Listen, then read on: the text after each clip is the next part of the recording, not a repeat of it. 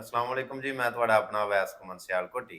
आज मेरे बड़े प्यारे वीर, मेरा बड़ा पुराना फैन फॉलोवर और मेरा भाई आरफ वाला तू जिला पाकपतन तू चौरी फलक शेर जोया साहब तशरीफ लैके आए। बड़ी मेहरबानी मेहरबानी सर। ਤੁਹਾਡੀ ਤਸ਼ਰੀਫ ਆਵਰੀ ਦਾ जी ਸ਼ੁਕਰੀਆ। बहुत शुक्रिया। ਬੜੇ ਮਸਰੂਫ ਨੇ ਆਪਣੀ ਜ਼ਿੰਦਗੀ ਦੇ ਵਿੱਚ, ਆਪਣੇ ਮਾਮਲਾਤ ਦੇ ਵਿੱਚ।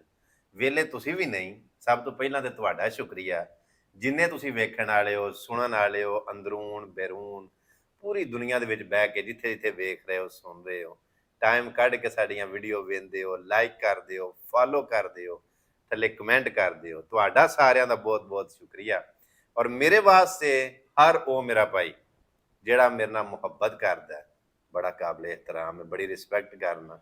ਮੈਂ ਤੇ ਆਪਣੇ ਮੁਖਾਲਫਾਂ ਦੀ ਬੜੀ ਰਿਸਪੈਕਟ ਕਰਨਾ, ਤੇ ਜਿਹੜੇ ਮੇਰੇ ਪਿਆਰ ਕਰਨ ਵਾਲੇ ਨੇ ਉਹਨਾਂ ਦੀ ਮੈਂ ਕਿੰਨੀ ਕਦਰ ਕਰਦਾ ਹਾਂ। क्या बात ਸੋ ਜੋਈਆ ਸਾਹਿਬ ਅਲਹਮਦੁਲਿਲਾ ਅਲਹਮਦੁਲਿਲਾ ਬੜਾ ਸੋਹਣਾ ਸੋਸ਼ਲ ਮੀਡੀਆ ਤੇ ਵਰਕ ਕਰ ਰਹੇ ਨੇ। ਯਾਨੀ ਕਿ ਟਿਕਟਾਕ ਵੀ ਬਣਾਉਂਦੇ ਨੇ, ਫੇਸਬੁੱਕ ਦੀਆਂ ਵੀਡੀਓਜ਼ ਬਣਾਉਂਦੇ ਨੇ। ਪਹਿਲਾਂ ਇਹ ਫਨੀ ਵੀਡੀਓ ਬਣਾਉਂਦੇ ਸਨ YouTube ਦੇ ਉੱਤੇ, ਫਿਰ ਆਸਤਾ ਆਸਤਾ ਇਹ ਗੁਫ਼ਤਗੂ ਕਰ ਰਹੇ ਨੇ, ਸੋਹਣੀਆਂ ਸੋਹਣੀਆਂ ਵੀਡੀਓ ਬਣਾ ਰਹੇ ਨੇ। ਜੋਇਆ ਸਾਹਿਬ, ਮੈਂ जी ਬੜੀ ਦੁਆ ਕਰਨਾ ਕਿ ਅੱਲਾਹ जी ਪਾਕ ਦੀ ਜ਼ਾਤ थोड़ी ਤੁਹਾਨੂੰ मोहब्बत ਤਰੱਕੀ है। ਦੇ। जी मोहब्बत है, ਹਾਂਜੀ, थोड़े को आए हैं तुसी बड़ा इज्जत एहतराम किया है जी। ਤਾਬਿਆਦਾਰ ਜੀ, बहुत ਤਾਬਿਆਦਾਰ।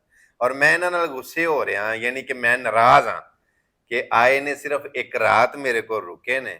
ਚਲੋ ਇਹਨਾਂ ਦੀ ਮਜਬੂਰੀ ਹੈ, ਲੇਕਿਨ ਆਂਦੇ ਨੇ ਪਿਆਰ ਦੇ ਵਿੱਚ ਕੋਈ ਗੱਲਾਂ ਮਨਵਾ ਲੈਣੀਆਂ ਚਾਹੀਦੀਆਂ ਨੇ, ਕੁਝ ਮੰਨ ਲੈਣੀਆਂ ਚਾਹੀਦੀਆਂ ਨੇ। सही गल है। ਸੋ ਇਹਨਾਂ ਨੇ ਮਨਵਾਈ ਵੀ ਐਸੀ ਕੋਈ ਨਹੀਂ ਮੈਨੂੰ, ਲੇਕਿਨ ਮੰਨੀ ਵੀ ਨਹੀਂ। ਨਾ ਆਪਣੀ ਕੋ ਮਨਵਾਈ ਹੈ ਤੇ ਨਾ ਮੇਰੀ ਕੋ ਮੰਨੀ। ਮੈਂ ਨਾ ਤੁਸੀਂ ਵੀ ਕੋ ਮਨਵਾ ਲੈਂਦੇ, ਮੇਰੀ ਵੀ ਮੰਨ ਲੈਂਦੇ।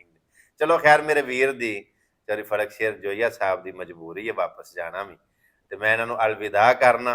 ਅੱਲਾਹ ਪਾਕ ਦੀ ਜ਼ਾਤ ਜੀ बहुत ਤੁਹਾਨੂੰ ਬੜੀ शुक्रिया जी। ਤਰੱਕੀ ਦੇ, ਬੜਾ इंशाल्लाह बहुत ਉਰੂਜ ਦੇ। बहुत ਔਰ मेहरबानी जी। ਮੈਂ ਤੁਹਾਡੇ ਵਾਸਤੇ ਇਹ ਦੁਆ ਕਰਨਾ ਕਿ ਜਿਹੜੇ ਮਕਸਦ ਵਾਸਤੇ ਤੁਸੀਂ ਘਰੋਂ ਨਿਕਲੇ ਸੋ, जी ਅੱਲਾਹ ਪਾਕ ਤੁਹਾਡਾ ਉਹ ਕਾਮਯਾਬ आमीन ਕਰੇ। सुमा ਔਰ ਇਨਸ਼ਾਅੱਲਾ ਨੀਅਤ ਤੁਹਾਡੀ ਠੀਕ ਹੈ, ਤੁਹਾਨੂੰ ਜ਼ਰੂਰ ਤੁਹਾਡੀ ਨੀਅਤ ਦੇ ਮੁਤਾਬਕ ਅੱਲਾਹ ਪਾਕ ਦੀ ਜ਼ਾਤ ਅੱਛਾ ਸਬਬ ਲਾਏਗਾ जी ਜੀ। इंशाल्लाह। ਆਪਣੇ ਵੇਖਣ ਵਾਲਿਆਂ ਨੂੰ, ਕਿਉਂਕਿ ਜਿੱਥੇ ਸਾਨੂੰ ਲੋਕ ਵੇਖ ਰਹੇ ਨੇ, हाँ जी। ਉਹ ਤੁਹਾਡੇ ਵੀ ਪਿਆਰ ਕਰਨ ਵਾਲੇ, ਤੁਹਾਡੇ ਇਲਾਕੇ ਦੇ ਲੋਕ ਵੀ ਤੁਹਾਨੂੰ ਵੇਖ ਸੁਣ ਰਹੇ ਨੇ। ਕੀ ਕੋ ਕਹਿਣਾ ਚਾਹੋਗੇ, ਕੀ ਪੈਗਾਮ ਦੇਣਾ ਚਾਹੋਗੇ?